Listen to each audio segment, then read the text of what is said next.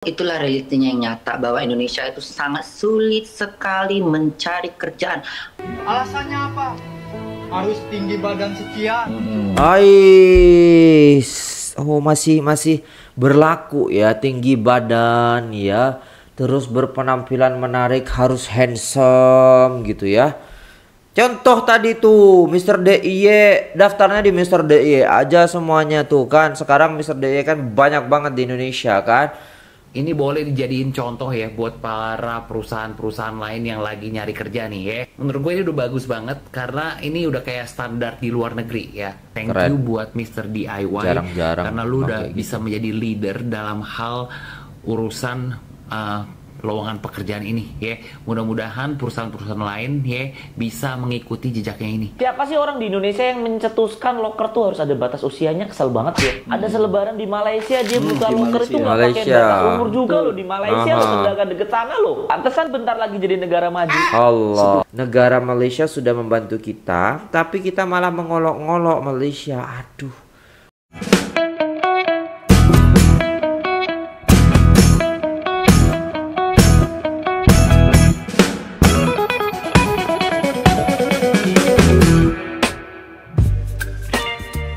Assalamualaikum warahmatullahi wabarakatuh. Jumpa lagi dengan saya guys, Cak Mujib. Gimana kabar teman-teman semua? Semoga sehat selalu.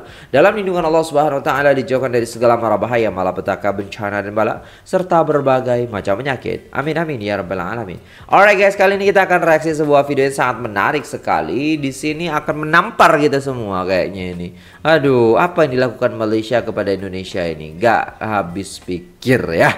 Jom, tanpa berlama-lama kita play videonya. Tonton dari awal sampai akhir supaya tidak salah paham. Let's go. Kamu S1 tapi kok ojol gitu? Ada tidak yang mempertanyakan itu, Bang? Saya kan tidak pernah mengucapkan saya satu. Cuman kadang-kadang ketika saya ngobrol, basically saya bilang saya ini. Lo kok mau ojol? Saya bilang saya juga realistis, saya juga butuh makan gitu. Karena kan mau S1, S2, S3 sampai profesor juga, ya kita kan bertanggung jawab dengan diri kita. Jadi saya kesampingkan moral itu gitu loh. Saya tidak butuh pengakuan S1 harus kerja sendiri. Yang ada aja tuh saya kerjain ojol hari ini, itu yang saya kerjain dengan kurang lebih 11-12 tahun. Baik, Bang Nesar. Ini contoh Bang Nesar, tapi ada juga Raki. Raki ini masih muda, ternyata S2. Hari ini mencari pekerjaan di Jakarta sesulit itu. Karena balik lagi kalau Bang Nesar tadi udah berkeluarga, aku pun sudah berkeluarga gitu dengan gaji yang mohon maaf nih Pak Wamen terhormat di depan, gajiku cuma 3 juta, jadi kayak harus mikir lagi gitu. Ini gimana, besok harus ngapain lagi gitu. Jadi sekarang basically sih, jadi bener kata tadi abangnya bilang kayak ya udahlah yang ada dikerjain aja gitu. Jadi ya mungkin hashtag si kabur dulu aja, ya itu jadi apa ya, jadi ke-trigger kayak oh iya bener juga kali ya, kita coba aja dulu kali ke luar negeri ya gitu ya. Tapi balik lagi dituduhan nasionalis. Tapi dengan bekal S2 sulitnya apa, Ki? Kan harusnya kan nggak ada hambatan, diterima oleh banyak perusahaan. Seharusnya. S2. Umur juga masih muda. Iya, umur masih muda. Bunda Korla nampaknya sejalan dengan apa yang tadi Bunda sampaikan, Bunda. Iya benar. Apa yang diungkapkan kedua bapak dan anak muda tadi itulah realitinya yang nyata bahwa Indonesia itu sangat sulit sekali mencari kerjaan. Walaupun perjuangan mereka kuliah dengan biaya yang banyak, kadang-kadang itu yang membuat Bunda jadi kayak lebih gimana ya, sedih gitu loh. Karena ya tadi itu ada aja persyaratan-persyaratan yang kadang-kadang maaf ya, ini nyatanya aja gitu. Kadang-kadang mesti kenal orang dalam, atau misalnya ini kita mau cari makan malah kita harus nyogok. Itu apa sih, peraturan apa itu? Bikin emosi deh. Lowongan kerja di Mr. DIY ini sih sumpah ya, keren banget. Ini boleh dijadiin contoh ya buat para perusahaan-perusahaan lain yang lagi nyari kerja nih ya. Menurut gue ini udah bagus banget karena ini udah kayak standar di luar negeri ya.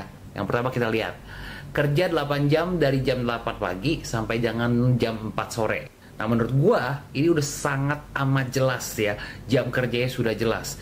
Udah gitu gaji 3,5 juta per bulan, sudah sangat amat jelas juga.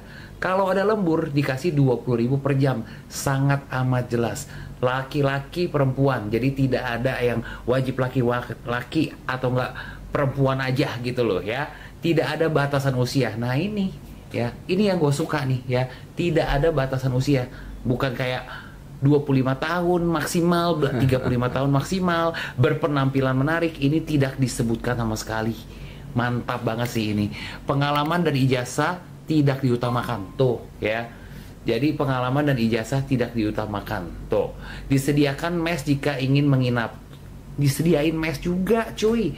Bagian produksi, bagian gudang. Nah, SOP, maksudnya job desk-nya jelas nih ya, yang dia perluin apa sama supir. Menurut gue ini udah keren banget ya, ini bener-bener kayak perubahan sih menurut gue. Dan thank you buat Mr. DIY, karena lu udah bisa menjadi leader dalam hal urusan lowongan pekerjaan ini ya. Mudah-mudahan perusahaan-perusahaan lain ya bisa mengikuti jejaknya ini. Nggak perlu disebutin harus agama ini atau nggak umurnya maksimal sekian, berpenampilan menarik ya. Aduh, pokoknya yang biasa gue lihat tuh kayak ribet banget. Kalau ini semuanya sudah jelas, gaji, lembur, semuanya jelas banget. Good job, Mr. DIY. Thousands of Indonesian university students have taken to the streets across the country. Sampai diliput oleh media Taiwan ya. Berita di mana aksi mahasiswa melakukan demonstrasi dengan caption Indonesia gelap ya. Wow. Aduh. Bagaimana kita berharap investor-investor asing, pelabur-pelabur asing memasuki negara kita ya. Kalau mereka melihat kondisi keadaan negara kita seperti ini, sedikit-sedikit demo, sedikit-sedikit demo, sehingga pelabur-pelabur pun takut ingin memasuki negara kita ya. Coba lihat ya, sampai diliput oleh media Taiwan ya, aksi mahasiswa ini. Guru luar negeri. Gimana caranya anak didik saya bisa bersaing dengan AI di masa depan ya? Gimana biar anak didik saya bisa menjadi sangat sukses dan bisa bersaing dengan orang-orang di negara lain ya? Guru Konoha. Gimana sih? Kok itu sepatunya nggak hitam? Ini. Hal sepele, bener. Itu sepatu gak boleh ada putihnya. Jadi kalau mau masuk sekolah sini, sepatu harus hitam, kaos kaki harus hitam, pakaian harus disetrika. Hal sepele yang dibahas. Kalau di negara luar tuh gimana supaya anaknya cerdas, anaknya tuh terdidik, bagus. Kita hal sepele loh dibahas, ini nyata loh. Waktu saya sekolah dulu, gara-gara sepatu saya tuh ada putihnya, nggak boleh masuk. Suruh ganti dulu, sepatunya hitam semua. Aduh. Ini nggak hitam nih. Nih, kalau kamu lihatnya gini, terus giniin dikit sama dikit, tuh, nggak hitam. Ini nggak hitam seutuhnya nih. Loh Pak, anak saya udah pakai dari kelas 10 loh Pak ini. Loh, ya waktu kelas 10 itu bukan saya bipolar. Waktu anak Bapak kelas 10, saya lagi jadi ubur-ubur Pak. Kalau sekarang, saya jadi guru yang buta warna. Kalau Bapak lihat nih, coba Bapak pakai mikroskop ya Bapak lihat ini. Nah, gelapnya. Ini ada nggak itu? Bagus nih abangnya nih, mengkritik banget gitu. Ini itu nyata dan saya juga mengalami hal itu gitu. Dulu waktu SD gitu kan. Akhirnya apa? Ya udah beli lagi sepatu. Orang tua udah beliin susah-susah gitu kan. Sepatu itu dulu mahal loh guys ya. Maksudnya dengan ekonomi krisis moneter waktu itu juga ya. Saya SD itu ya tahun berapa ya? Ya masih 90-an seperti itu. Dan itu aduh, beli lagi sepatunya gara-gara ada putihnya. Habis itu, ya kan, biar gak beli lagi tak kasih spidol. Ya gitulah. Hitamnya nih, ya Pak. Tapi kan di peraturannya harus hitam polos, Pak. Hitam seluruhnya, lihat. Ini ada bercak-bercak abu-abu nih Pak. Ini jadi gak hitam polos. Buat Bapak guru yang lagi viral Pak. Kalau orang Afrika kan kulitnya kita bilang apa? Hitam ya kan. Kalau dia paduan, emang dia jadi gak kulit hitam Pak? Tetap kulit hitam dong, ya kan? Kalau Bapak nonton film, Pak, orang bule nih, kita bilangnya kulit apa? Kulitnya putih, ya kan? Kulitnya putih. Nah, kalau di mukanya ada 3 tompel gede-gede, bek. Emang kita manggil dia jadi apa? Orang polkadot? Enggak dong, Pak. Kita tetap bilang dia kan orang bule, kulit putih kan, Pak? Jadi apa ngaruhnya, Bapak? Kalau saran saya nih, Pak, ya, coba cek ke dokter mata. Kalau ternyata mata Bapak normal, cek kejiwaan coba, Pak. Mungkin agak terganggu di situ. Terganggu jiwanya. Demo minta pendidikan gratis siswa SMP di Nabiri kena tendang sekretaris Ada yang SMP coba angkat tangan, yang SMP. SMP, datang bawa aspirasi. Astaghfirullahaladzim, ini yang terjadi. Kayak gini mau bangsanya maju. Kayak gini ya. Astaghfirullahaladzim. Guru aja memberi contoh yang tidak baik kepada muridnya. Astagfirullahaladzim. Otaknya di mana, Pak? Otaknya di mana? Nggak gitu, Pak. Nggak gitu. Woi, SMP.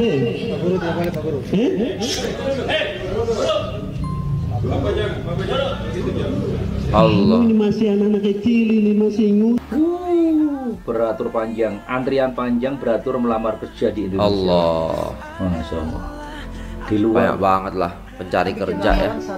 Susahnya cari kerja di Indonesia, seorang pemuda mengeluh dengan kebijakan Instagram.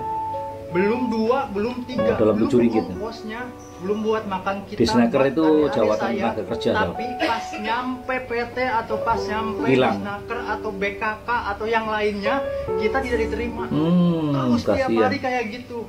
Mau sampai kapan? Terus. Tolonglah Pak, tolong kami Pak. Berulang-ulang. Kami juga berwenang Pak untuk kerja di PT ini. Ini Kerawang kota kami. Bandar dia sendiri Kerawang. Tolonglah bantu kami Pak. Orang tua saya macul, ibu Nyangkul, saya tani jualan udah. kopi. Nyampe di Snaker, nyampe BKK, kita nggak Snaker. diterima.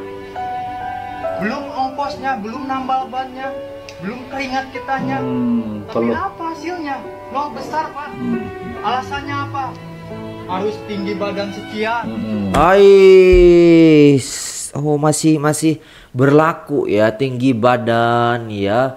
Terus berpenampilan menarik, harus handsome gitu ya. Contoh tadi tuh Mr. DIY, daftarnya di Mr. DIY aja semuanya tuh kan. Sekarang Mr. DIY kan banyak banget di Indonesia kan. Enggak dilihat di situ. Harus tinggi 190 ya kan. Aduh. Alasannya apa? Harus lulusan sekian. Banyak syaratnya. Ada yang dapat uang dari rongsok, ada yang cari uang barang dapat bekas. dari malam Sabtu. Betul. Jualan kopi. Pas dapat uang langsung kita bawa Untuk buat bikin lamaran. Aduh, Tapi apa kasihan. hasilnya? Gak ada Pak. Jangankan dipanggil aja nggak ada. Dipanggil pun tak Kita ada. desak-desakan di Snaker, apalagi bentar lagi ada job fair. Mana hasilnya nggak ada Job Pak. fair. Tolong kami Pak. Kami warga Kerawang, kami minta. Warganya tolong sendiri kami sahabat. untuk Itu kerja pun di tak sini, diterima. Pak. Kami harus ngomong sama siapa lagi? Gua heran ya, kenapa di Indonesia itu loker ada batas umurnya ya? Emang kenapa sih kalau tua? Ganteng. Katanya keadilan sosial bagi seluruh rakyat Indonesia. Siapa sih orang di Indonesia yang mencetuskan loker tuh harus ada batas usianya? Kesel banget ya. Ada selebaran di Malaysia, dia buka di loker itu nggak pakai Malaysia. batas umur juga loh di Malaysia. Aha. Loh, sedangkan deket sana loh. Pantesan bentar lagi jadi negara maju. Allah. Mr. DIY itu ada. Wih, gaji 4.500.000, lembur 70.000 per jam, laki-laki perempuan, tidak ada batas usia, pengalaman dan ijazah tidak diutamakan, disediakan mes jika ingin menginap. Bagian produksi gudang sudah dibutuhkan karyawan segera. Masya Allah, tabarakallah. Jadi memang kalau kita lihat ya guys ya, daripada video-video tadi yang viral, memang kerja kita tuh susah, cari kerja susah banget di Indonesia. Tapi di sini syarikat Malaysia datang ya bagi kerja kepada anak-anak muda. Ini sangat-sangat keren sekali sih guys ya. Dan Mr. DIY ini juga rame. Di sini juga banyak banget cabangnya ya. Di kota Solo aja itu ada 1, 2, 3, 4 kalau nggak silap. Itu lebih kayaknya. Itu udah gede-gede semua loh, gila. Dan itu sudah membantu ya pekerja, membantu rakyat Indonesia itu sendiri, ya kan? Malu lah kita kalau istilahnya negara Malaysia sudah membantu kita, tapi kita malah mengolok-ngolok Malaysia. Aduh. Apalagi yang bikin malu lagi adalah ketika istilahnya kita bekerja di Malaysia, dikasih makan di sana, dapat uang dari sana, ya kan? Terus orang Indonesianya itu yang di Indonesia yang tidak pernah keluar negeri mengolok-ngolok TKI-nya, mengolok-ngolok orang Indonesia yang kerja di sana. Itu semakin tidak waras kalau menurut saya. Ya tidak waras lah. Udah lihat kan fakta yang sebenarnya bahwasannya di negara kita untuk mencari pekerjaan itu sangat susah sekali. Menjadi petani. Ya, menjadi apa namanya ya? Penjual kopi dan lain sebagainya, ingin bekerja di perusahaan lulusan S1 S2 yang istilahnya pendidikannya tinggi, jadi driver online gitu loh guys. Jadi kalau istilahnya orang mau memutuskan untuk pindah aja dulu atau kabur aja dulu, oke, it's okay. Karena kita dulu juga begitu, kita udah kabur duluan, kita udah jadi TKI duluan dulu gitu. Dan itu merasakan bahwasannya dengan jadi TKI saya bisa bangun rumah, dengan menjadi TKI saya bisa membuka usaha. Tapi kalau kita kerja di Indonesia, ya kan, yang banyak persaingannya dan harus istilahnya berpenampilan menarik, tingginya 180, kalau cewek harus cantik, ya, public speaking yang bagus dan lain sebagainya, itu yang menyusahkan sekali. Padahal kalau kita lihat di Mr. DIY Indonesia aja dia sudah tidak menyebutkan lagi, ya. Nah, seperti istilahnya tinggi badan, harus menarik dan lain sebagainya. Ya, dibutuhkan apa di sini? Lelaki perempuan, tidak ada batasan usia, pengalaman dan ijazah tidak diutamakan. Tidak diutamakan. Berarti yang di Malaysia diterapkan di Indonesia, dan akhirnya apa Mr. DIY bangun banyak di sini. Gitu loh guys. Gak tahu sudah guys ya. Pemikiran kalian tuh gimana ya? Jadi ya mungkin itu dulu videonya guys. Terima kasih udah tengok video ini sampai selesai. Jangan lupa like, share, komen, dan subscribe. Saya pamit undur diri ya guys ya. Semoga bermanfaat, semoga menambah wawasan dan pengetahuan. Semoga minda kita, pemikiran kita, otak kita, hati kita terbuka di sini ya guys ya. Negara yang kalian hina, negara yang kalian sering istilahnya ejek-ejek, dia membantu rakyat Indonesia untuk mendapatkan pekerjaan.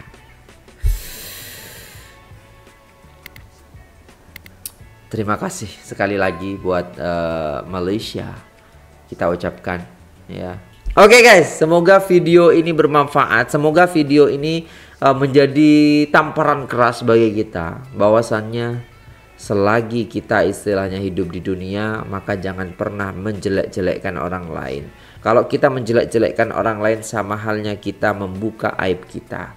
Seperti itu ya guys ya. Oke, terima kasih sudah tengok video ini sampai selesai. Jangan lupa like, share, dan subscribe. Saya pamit undur diri. Assalamualaikum warahmatullahi wabarakatuh.